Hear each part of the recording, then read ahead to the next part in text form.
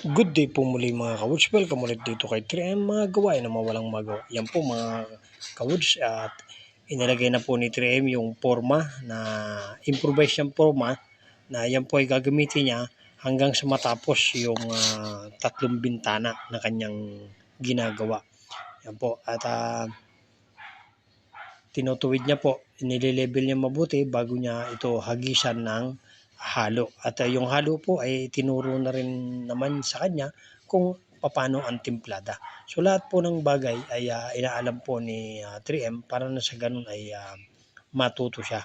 Hindi pa po huli ang lahat. Kailangan po natin matutunan yung mga bagay-bagay na alam natin at kaya nating matutunan kahit na anong edad natin. Ayan po. At isa pa dito ay nakakatipid tayo.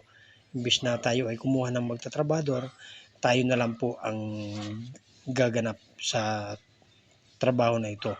At nakatipid na tayo sa gastusin, natuto pa tayo. Yan po mga ka-woods. At nilinis po muna ni 3M yung kapaligiran para na sa ganun ay maaliwalas yung kanyang gagalawan. At kung sakali man daw may mahulog na halo ay pwede pa ito at ihalo din sa kasalukuyang halo. Yan po yung mga advice. So yan po si 3M.